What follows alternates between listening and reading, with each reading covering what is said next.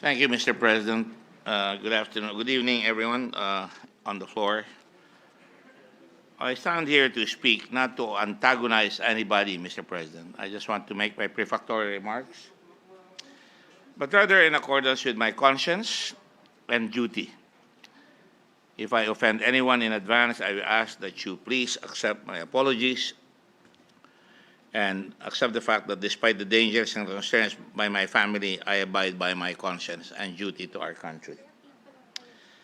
Mr. President, I rise on a matter of personal and collective privilege as the chairperson of the Blue Ribbon Committee.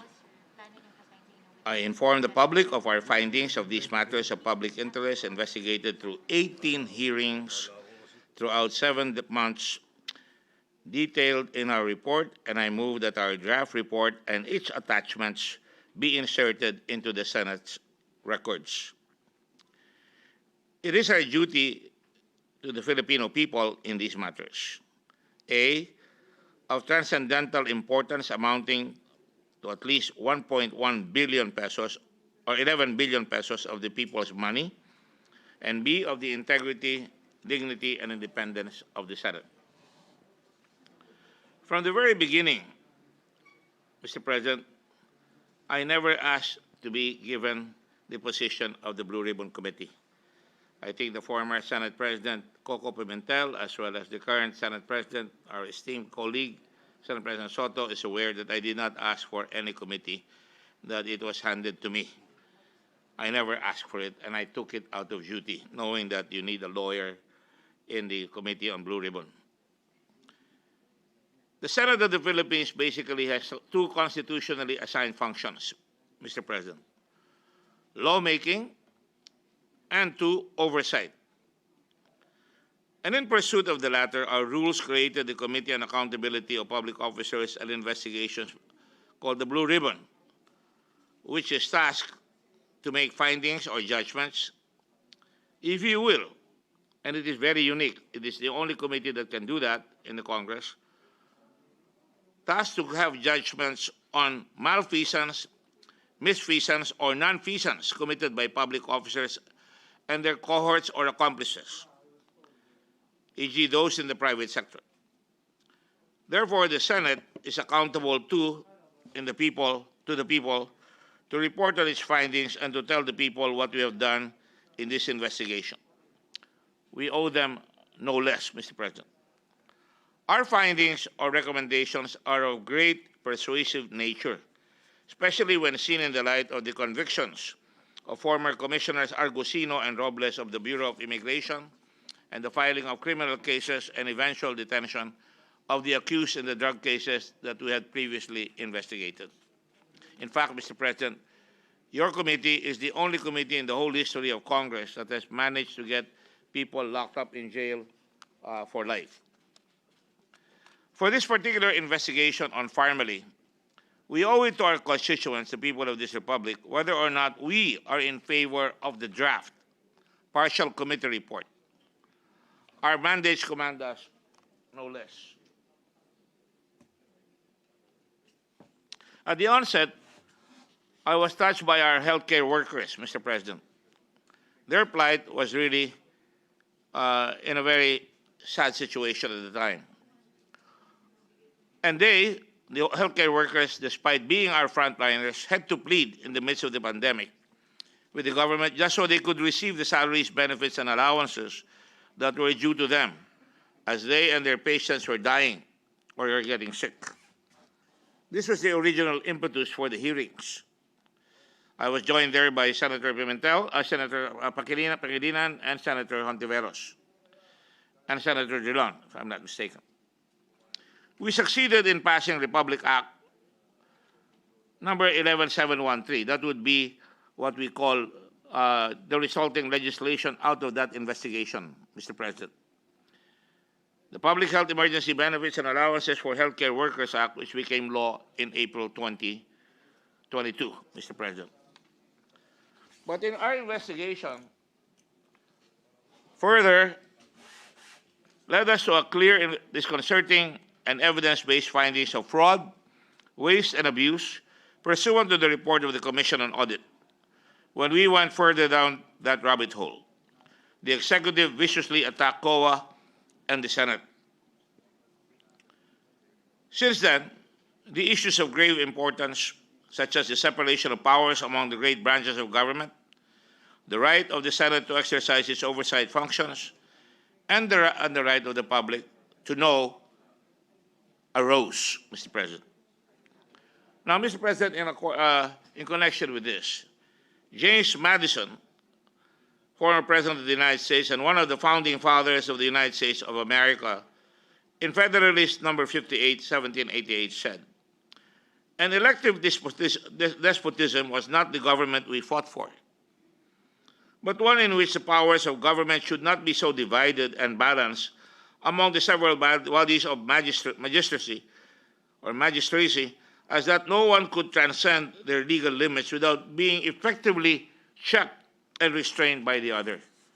Yung pong ating gobyerno ay talagang hinati na tatlong hanay para hindi mag-aabuso yung isa sa isa't isa. Ayan po ang tinatawag na balance of power or the distribution of governance power, governmental powers. Judiciously exercising our oversight powers, your committee, the Blue Ribbon Committee, motu proprio and with several resolutions, launched this investigation, circulated its report, and has been following up with senators for their signatures signifying their votes. Our latest letter thereto is dated 20 May 22. I have a copy here right now, Mr. President, and I'm attaching this as part of the record. I look forward to clarity on the respective positive or negative responses of our senators. I even look at the possibility that they may say they will dissent, or they will amend, or they will interpolate, which has been the practice. The senators are representatives of the people and who possess a national constituency. We require our fellow senators' votes so we can bring Pharmally to the plenary. If you are voting for or against our report, let us make it clear in the record. Unang-una po, ang Senate Blue Ribbon Committee ay talagang yan lamang ang tanging committee na binigyan ng napakalaking kapangyarihan para palabasin ang malfeasance, misfeasance, and nonfeasance. At kailangan magkaroon tayo ng closure dyan. The reading and inclusion of any document in the record of the Senate as well, by the way, in the journal, may be ordered upon request of a senator after his brief explanation of the object of his request, which is what I'm doing right now, Mr. President. The Senate's full disclosure on the Pharmally plunder controversy achieves closure for our people. I am doing this as chairman, and a chairman in a quandary. I respect my fellow members. I do not try to antagonize them or badmouth them. I respect the Filipino people. But we cannot shirk from our responsibilities or our duty to act on a committee report by not signing it, either in agreement or disagreement. And by doing so, we bring it to the plenary where it can be debated, Mr. President. Pwedeng pagdebatihan yan. Diyan natin marinig kung ano talaga ang mga naging posisyon natin. The people of this country should not be denied a judgment or at the very least a debate on whether there was malfeasance, misfeasance, or nonfeasance. Hindi natin dapat ipagkait kung paano tayo nakarating dito sa inabot nating desisyon ng Kongreso. Otherwise, why create a committee if we cannot decide? If we cannot even show how we voted, Mr. President? The Blue Ribbon found acts, omissions, and evidence tantamount to violations of law of the Anti-Graft and Corrupt Practices Act and clear malevolent acts of favoritism leading to prejudice against our people at the most challenging chapter of our nation's history, an international pandemic. Dastardly acts in Pharmally were done with impunity. One of the questions now, therefore, is what must be done with PSDBM, Yusek Lau, Mr. Leong, who is now Deputy Ombudsman, and Mr. Michael Yang, and the others who are part and parcel of this investigation. We recommend prosecution against them based on the unearthed facts and laws. That has been done in the committee report. First among such persons are Michael Yang and Lin Wei Xiong. They are business partners who practically finance and organize the operations of Pharmally. We know Pharmally as a severely undercapitalized corporation. Wala akong sapat na kapital. Sapagkat ang kapital po nila ay 650,000 pesos lamang. And seriously lacking in the requisite legal and technical qualifications. They are really mere agents to secure government contracts worth 11 billion pesos. Makin nyo, napakaswerte naman po nito. Siguro, kahit na sino dito makakapag-raise sa 650,000, ang kailangan lang ay koleksyon para makakuha ng 11 billion pesos of contracts. Ngayon, naghihikaos tayo para makautang at makahiram ng pera para madala natin ang ating bansa sa pagkaayos.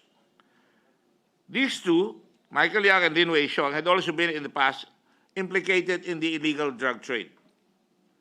Michael Yang and Lin Wei Xiong are nationals of a country that has seized, occupied, developed, and militarized parts of Philippine territory. They are not citizens of the Philippines. And prevent our fishermen from fishing in our own exclusive economic zone, among other repetitive and continuing illegal and immoral acts of bullying.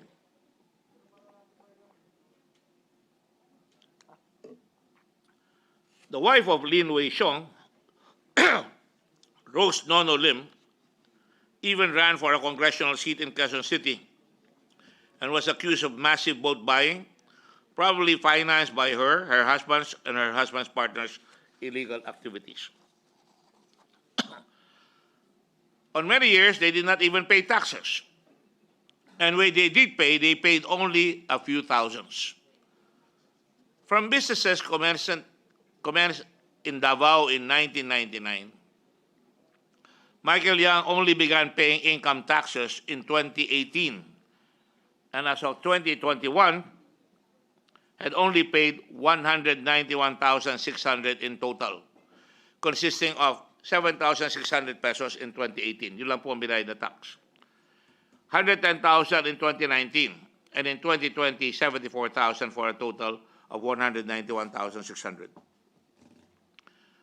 Para mga linta, acting like leeches, they suck the blood out from all of us.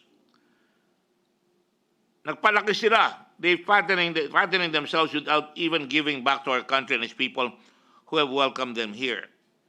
Their plunder was truly phenomenal, perfidious, unprecedented. They cannot be allowed to sojourn here any longer. Dapat dinideport yan pagkatapos mahusgahan. Expedited proceedings must now be initiated for these persons' removals. Pero wala pa ata ako narinig o nakikita na ginagawa ng ating gobyerno. In fine, our hearings, the testimony heard, and the documents collated all point to Mr. Yang Hongmin, aka Michael Yang, as the one who not only financed and operated, but given his tremendous influence, engineered this whole odious enterprise. The nefarious scheme would not have been successful without the indispensable cooperation of public officers, who must be held accountable. Lloyd Christopher Lau, erstwhile head at Procurement Service, Department of Budget and Management, PSDBM, and Warren Rex Leong. They are subordinate of Mr. Lau and now overall, na-promote pa. Pagkatapos hindi makuha si Lau sa ombudsman, deputy, pinalatan naman ni Leong, the second highest anti-graft official of the Philippines. At yan, inamin ni Presidente, na yan ay makakatulong niya nung kampanya niya bilang presidente at nung siya ay mayor.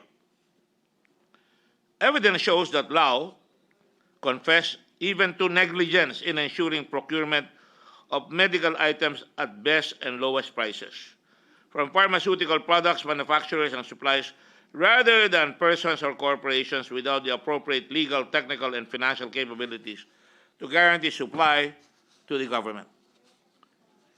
Lau gave 8 to 11 billion pesos worth of government procurement contracts to Pharmally, Pharmaceutical Corporation, a corporation without the appropriate legal, technical, and financial qualifications required by law for procurement contracts. Malinaw po yan, kahit na emergency purchase. Evidence also shows that Liao's assistant, was procurement director of PSDBM when it gave the procurement contracts to Pharmally. He signed documents for approval by Liao. He was in charge of requesting quotations from possible suppliers and recommending the approval of price monitoring or market survey reports, which suggested that Pharmally submitted the lowest bids and to justify award of the contracts to Pharmally. For example, for a 54 million peso contract for face masks under purchase order P020-00181-CSE on April 20, a review of the actual bid proposals of the two other companies would reveal that these were dated 15 April 2020, a day after the date of purchase order to Pharmally, which is 14 April 2020. The supposed bid of two other companies, Cosmic Technologies Incorporated and Ashton Homes, used in the price monitor market survey report of PSDBM, were both dated the day after the purchase had already been awarded to Pharmally. Talagang lokohan. Liao and Leong, public officers, are clearly criminally liable under, among others, the Anti-Graft and Corrupt Practices Act. Section 3E, Republic Act 3019, undue injury to any party, including the government, or giving any private party any unwarranted benefits, advantage, or preference in the discharge of its official, administrative, or judicial functions through manifest partiality, evident bad faith, or gross and inexcusable negligence. And Section 3G, entering on behalf of the government into any contract or transaction, manifestly and grossly disadvantageous to the same, whether or not the public officer profited or will profit thereby. PSDBM Inspection Division Officer in Charge, Jorge Mendoza, admitted to not seeing, inamin niya, and thus not inspecting the supplies personally. Instead, he just relied on documents and followed the instructions to him by his superior to simply sign the requisite documents to make it appear that supplies had actually arrived and been inspected and delivered to the PSDBM when in fact they were allegedly still en route from China. Parating pa lang, pinayagan na, pinirma na nang hindi nakita. PSDBM Inspection Officer Mervin Ian Ditang Quintic admitted to signing inspection certifications despite lack of actual inspection, citing orders from PSDBM management, particularly accounting office, for them to simply sign them. Pirmahan nyo na lang. Huwag na kayong tumingin. There are from Pharmally Pharmaceutical Corporation itself other co-conspirators in allowing its corporate vehicle to become an intermediary for graft and corruption under the revised corporation code. Wang Suyan, Pharmally's president, a Singapore national now, who is a fugitive from Taiwan for allegedly stealing approximately 1.2 billion pesos just a few days after he incorporated a company named Pharmally in the Philippines. Lincoln Ong, a former interpreter of Michael Yang, na sa kanyang admission 80,000 lang ang kanyang sweldo, who admitted that Michael Yang was Pharmally's financier. Crisel Mago, Pharmally's Regulatory Affairs Manager, without a valid TIN and should be charged for perjury. Dami niyang pabalik-baliktad na ginawa. The Dargari siblings, Mohit and Twinkle, respectively the corporate secretary Mohit and the president Twinkle of Pharmally, are also crucial cogs in the machines, in the corporate wheel, in the corrupt wheel. The Darganis attempted to frustrate the Senate's efforts towards uncovering the truth by, after being cited in contempt and under questioning from Senator Hontiveros and yours truly, trying to escape to Malaysia, initially to Qatar or Dubai, and when the plane broke down, to Malaysia via a chartered jet that came from Singapore and waited for them in Davao City. Ang halaga ng charter ay $151,000 at yan ay patungo sa Qatar pero ginamit rin nila patungo sa Malaysia. The Darganis thus demonstrated and remain to be serious flight risks. Kaya hanggang ngayon, nakakulong sila sa Pasay. Pinakulong ng inyong committee. If they are released sooner than June 30, then they will surely abscond and leave the Philippines. Nahuli sila sa aeroplano. Talagang sinadya at binabati ko ang ating Sergeant at Arms na siyang lumika ng pagkakataon para mahuli mga ito sa Davao City. At doon sila kumuha at gumamit pa ng pangalan na peke para makalabas. Dala-dalawang passport itong dalawang ito. Moy Dargani failed to pay donor's tax when he admitted to giving Twinkle Dargani with a 25 million Lamborghini, Mr. President. Pero pa yung mga kotse nila, Lincoln Ong, tatlong kotse na mga Porsche. Pati si Michael Yang may Porsche. Pati si Rose Ong, ang gaganda ng kotse, may Cadillac, Escalade. At kompleto, pati pagtira doon sa tinatawag natin sa Forbes Park at saka sa Dasmariñas.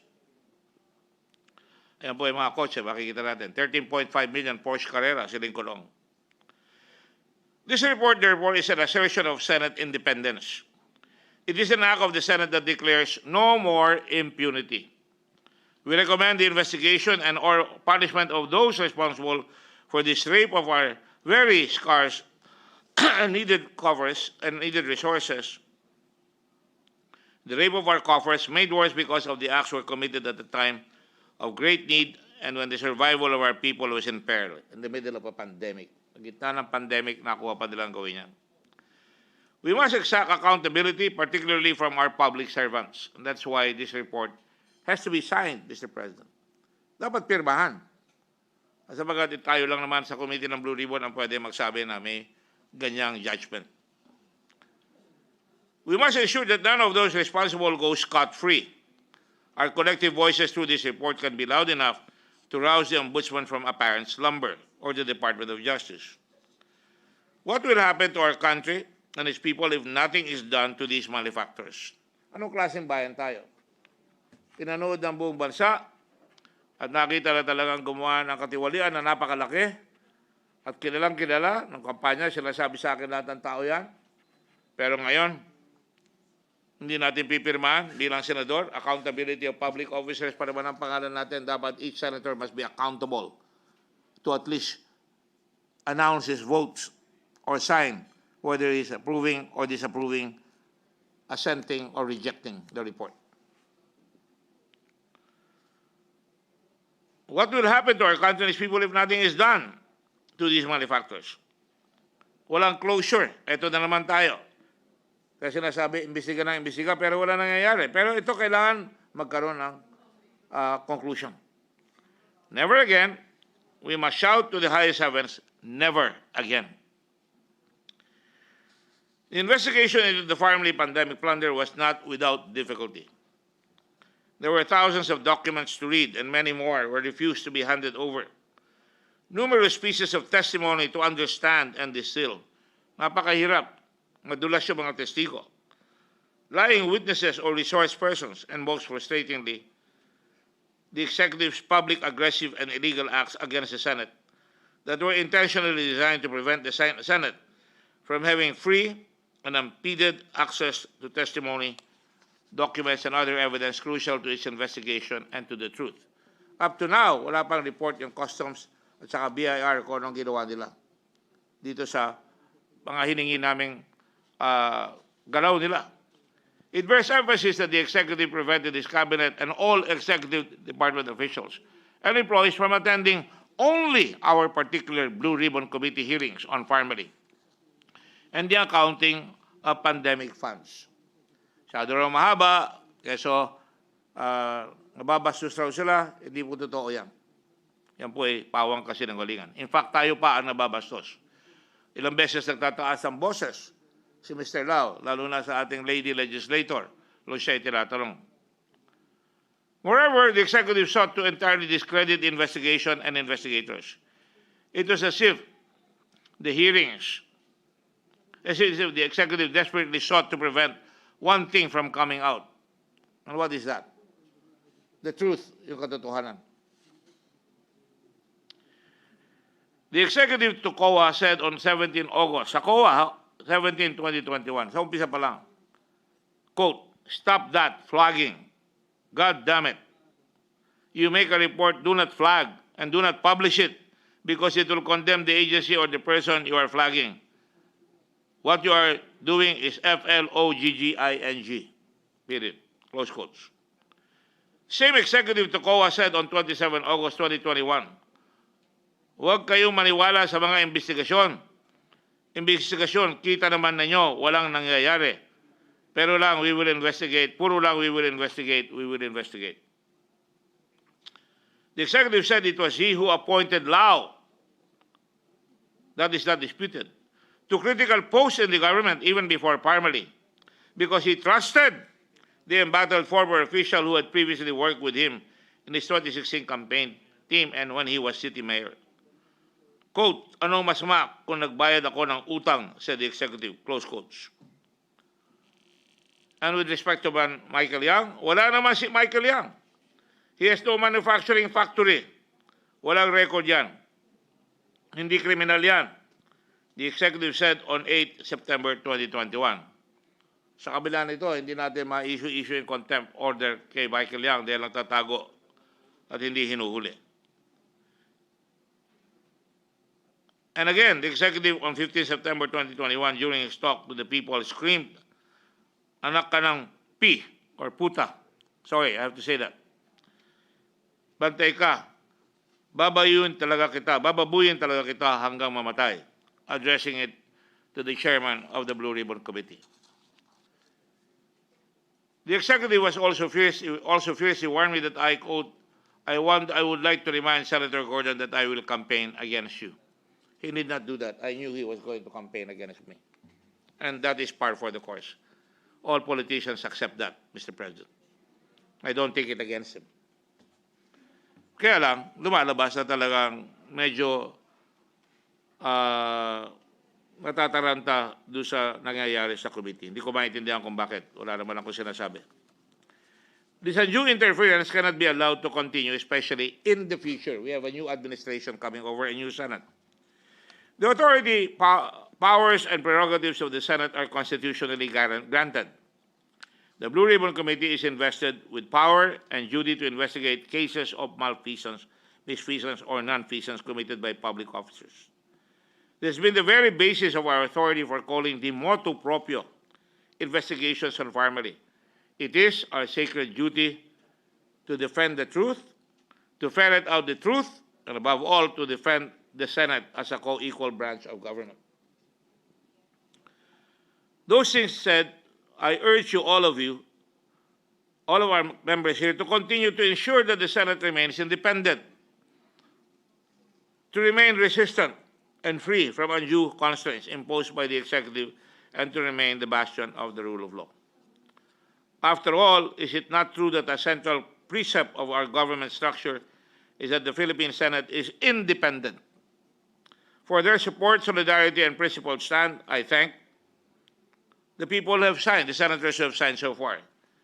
Senate Minority Leader Franklin Drilon, Senator Pampilo Ping Lacson. I think he will propose amendments as well, and this could have been done by the other senators who did not sign. Senator Emmanuel Pacquiao, without reservations. Senator Leila de Lima, Senator Aquilino Martin Coco Pimentel III, Senator Kiko Pangilinan, who made reservations to interpolate. Senator Risa Ontiveros Barakel, who made reservations as well. And Senate President Pro Tempore Ralph G. Recto only a few days ago, as promised, signed, and that he would make some amendments on the committee report. Something that I wish could be done hopefully tomorrow, so that if it is discussed, then we can debate and make amendments. Salamat din po sa napakaraming grupong nagbigay sa amin ng lakas upang ipagpatuloy ang labang ito. Hindi po laban ito. Ito ay ang ating paninindigan. Hindi laban ito. Wala naman po tayo kinakalaban. Kasama po dito ang iba't ibang haligi ng healthcare sector.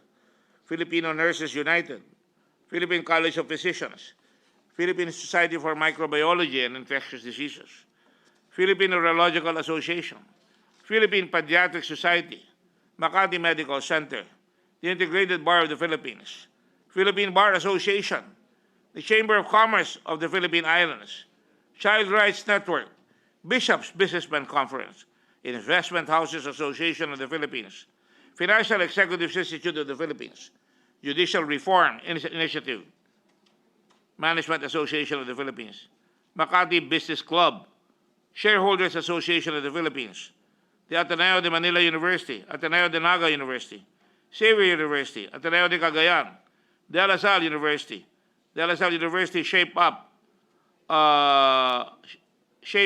Defeat COVID-19, Wilson's Policy Center, UP College of Law, Class of 1972, De La Salle University, again, College of Law, St. Paul University, Manila, San Beda University High School, 1962, graduates, nakaklase po ng ating Pangulo yun. And Ateneo de Manila University High School alumni groups of classes 1957, 61, and 1965. Again, I respectfully move that the report I circulated for signatures and which had garnered 9 signatures be inserted into the records of the Senate. To allow future generations to read and judge for themselves what we had done, in order to recommend the punishment of those responsible for the billions of pesos mess, and hopefully to even recover the money that has been stolen from our country. We have a responsibility to let the public know how we voted to protect the Senate and the integrity of its proceedings. Otherwise, why would we still call ourselves senators if we cannot reveal our position and cannot justify our positions? This is the forum of the people. This is the Senate of the Republic of the Philippines. Here, we can debate, we can admit, we can reject, and we can take our positions. And the people can listen to these positions so that they will be guided accordingly. We are all in the pursuit of truth. Katotohanan lamang po. Fighting all the time for a government of the people, for the people, and by the people. Let us give hope to our law-abiding citizens that are still meaning in choosing what is moral, what is lawful, what is just, and what is right. Tandaan po natin, ito ay ginawa nung panahon ng talagang pandemic na nakakatakot na maraming namamatay. Let history and more importantly, the sovereign Filipino people ultimately be our judges. Maraming salamat po sa inyo lahat. Yan po ang aking report at kung maaari, sana mahikayat natin pumirma pa yung gustong pumirma. Binigay ko lang kay Senator Gatchalian kanina yung gusto niya rin basahin. At kung yun ay magagawa, pwede pa natin pagdiskusan yan bukas. At kung di naman, again, I reiterate my motion to insert the record and its attachment for the record, our draft report and its attachments be inserted into the Senate records, including this speech. Thank you very much, Mr. President, and God bless the Republic of the Philippines. Yes, there's no objection. The motion is approved, and therefore we place on record all the manifestation made by the gentleman from Zambales. Thank you very much, Mr. President. I think it's a very good step, and I hope that in the future we can all learn from this very sad experience. Thank you very much. Thank you. Thank you.